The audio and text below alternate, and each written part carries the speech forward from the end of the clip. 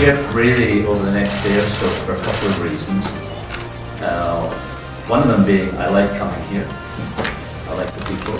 I like the attitude. And of course Jaguar is a very important brand here, and Korea is a very important market for us.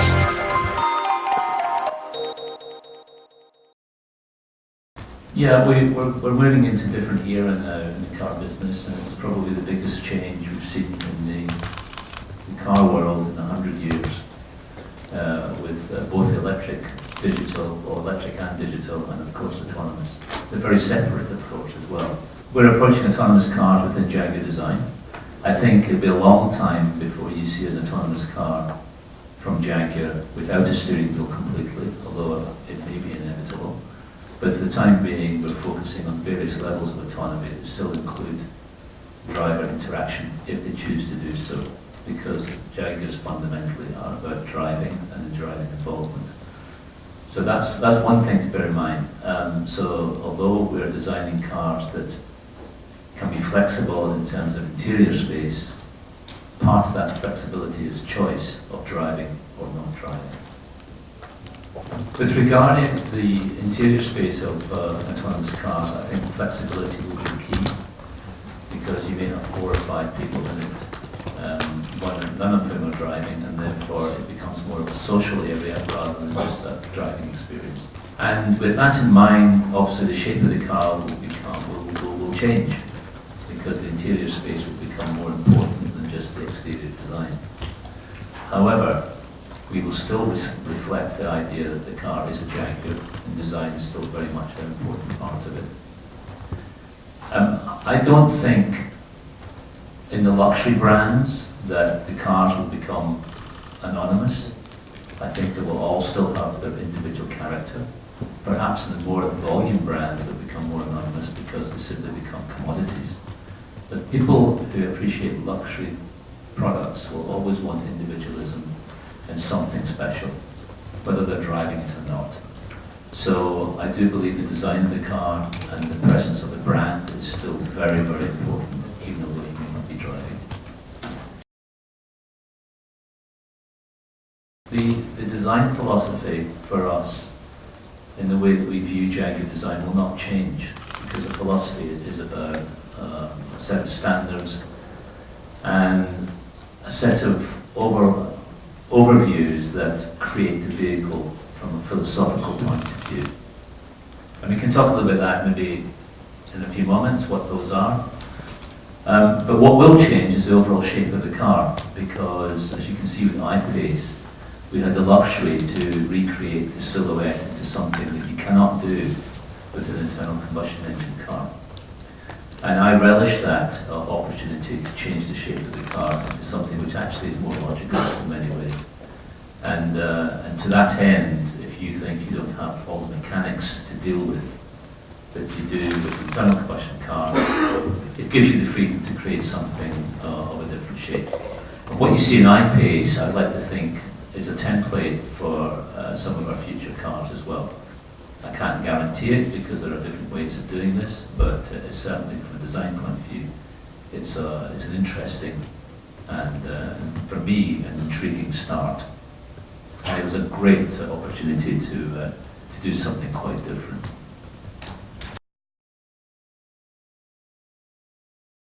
Four-door coupes, if you actually look at the current range of Jaguars, including XJ, XE, XF, they already have a coupe profile more than our competitive set, because that's in our brand DNA.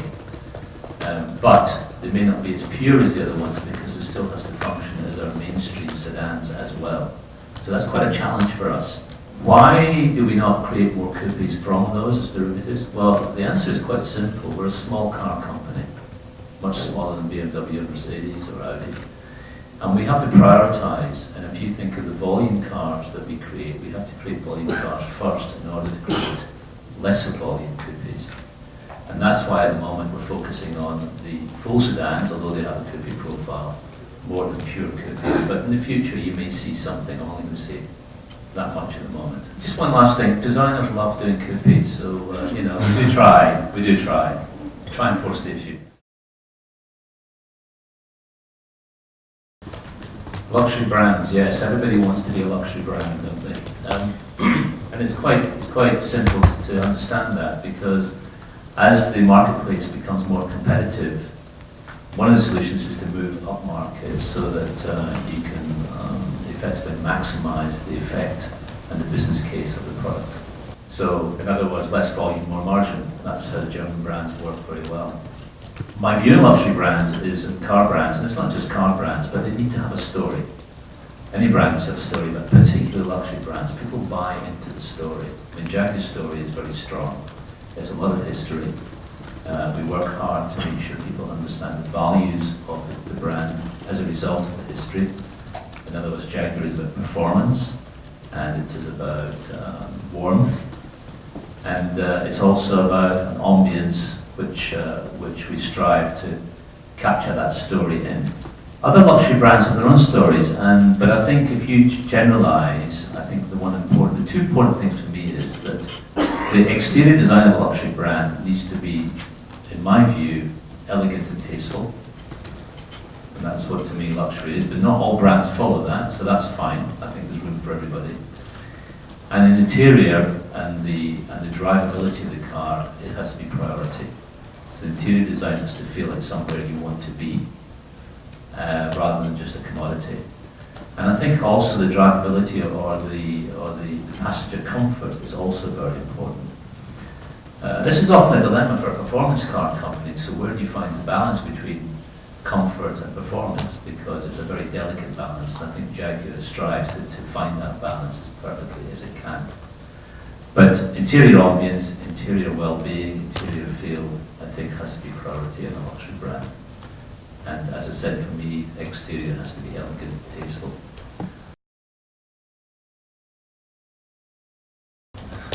I think, as Vera said, sometimes it takes somebody from overseas to tell us what British is. And we have a mix of people from all around the world, and it's actually interesting to hear from Koreans or Italians or French or Americans what Britishness is, because I don't think British people really understand Britishness as well as perhaps we should do. I find it difficult defining what is British. I can tell you what defines Jaguar, and I think that's more important. There's certainly, I think, with Britishness, an element of restraint and reserve. In other words, it cannot be too loud or even it cannot be vulgar. It has to be fairly passive in its existence. But also it has to be exciting, so that's a very difficult balance to find sometimes. So I can tell you about what makes a Jaguar, and I think Vera has explained quite a lot of that already, rather than Britishness. And I think on the interiors we have to work with the ambience to make sure it has a calmness about it and a sense of serenity about it, which I think is also very British. And I think if you look at the Jaguar interiors, and I'm not suggesting one is better than the other, they're just different, compared with the German interior, I think the German interiors nowadays are louder, whereas the British interior is a little quieter. That's right for Jaguar, and it's probably right for British as well. If you take Rolls-Royce or Bentley, or even Aston Martin, I like to think they've got a similar tone to them. So that's the Britishness, really. But it's a difficult thing to define, and I try not to get drawn into creating something that is very British. I'd rather design something that's designed in Britain, therefore it is British. Something I'd like to add to that is that the one thing about Britain or the UK or whatever it's called is that tradition is very strong there because history is very strong there. And something that's important for design within Britain is to respect that tradition, not literally, not everything. But what we try and do at Jaguar is to put a little hint of tradition into every car we do, whether it be a feature on the exterior, whether it be the interior, which we quite enjoy. It's a bit of fun, and it makes us smile, and we pick up these little nuggets of tradition and put them into a modern car. It's something we can do without embarrassment. With regard to process, now that's a good question. The one asset that we have in Jaguar, and I have to say Land Rover as well, And I work directly for the CEO, Dr. Spade, and he supports myself and of course Jerry McGovern to a very high level to make sure the design is a priority. That helps me a lot. Let me say we're a relatively small car company and therefore the intimacy between the functions is probably healthier than perhaps bigger corporations. And therefore the discussion amongst attributes and where we give and take is a much easier conversation for a company like Jaguar than perhaps a much bigger one. And so the support from the boss, and of course Mr. Tata as well, who loves design, and the appreciation within the rest of the business with each function that understands the importance of design makes my life a lot easier. Of course, it doesn't mean to say it's without tension. Occasionally, of course, we have to have meetings, decide where we're going to give design priority, and in areas where we don't, and I understand that. And I understand pragmatism as well, so we have to be sensible, but at the end of the day, design is number one attribute, along with performance, of course.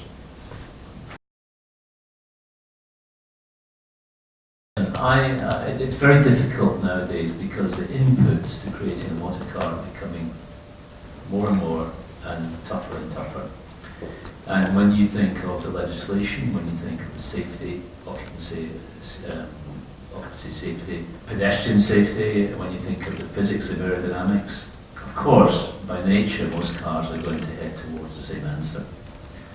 And what we have to do at Jaguar is make sure that we get that balance of aesthetic and practicality into the correct balance for Jaguar. It is very challenging. Sometimes we have to negotiate dimensions which other brands will not negotiate because it wouldn't be as practical or perhaps as normal.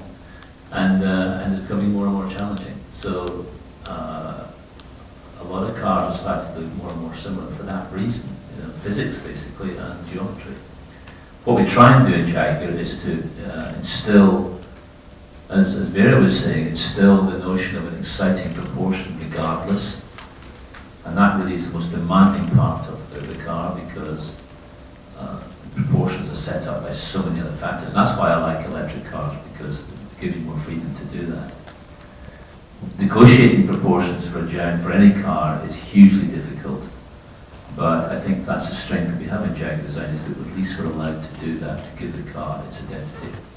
Also, it's a detail identity as well. We have a fairly strong identity on the face of the car, which in time I'm sure will change. And we try and put some sort of ethos into the car, which is very much part of the Jaguar story.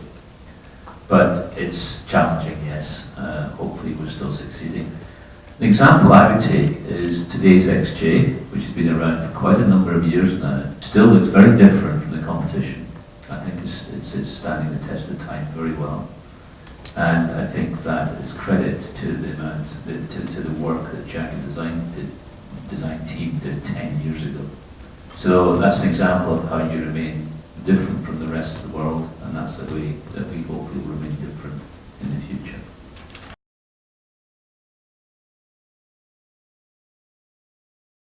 I get this question asked a lot, especially in China. I think the important thing to remember here, and I explain this in the most polite way possible, is that first and foremost you're designing a Jaguar as a Jaguar, and a Jaguar should be a Jaguar in any market. That's what people buy into. And if we were to design a car specifically for China in terms of atmosphere, or specifically for America, or specifically for Saudi Arabia, it wouldn't be a Jaguar anymore. People are buying into the brand and perhaps to a certain extent buying into the Britishness. So I think my best answer would be that the priority is a Jaguar. Now, of course, there are market influences. For instance, we build long wheelbase versions of Jaguar in China because that's what the market demands, and we do that. There are also influences of taste as well, and for instance, there is more chrome on the Chinese Jaguar built in China because the Chinese like more chrome in their cars. That's also incidentally having an influence on European cars too. So that influence then spreads across the world, and you end up with the one answer anyway. So I think generally the reality is, if you talk to designers, this is also true. It's a global village now in design, really.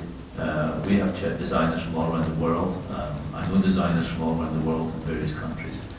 And they all basically have the same ideas and the same ethos of what a modern motor car should be. So I think that individualism that we may have seen in cars in the past is no longer that relevant. It's more about the brand specifically.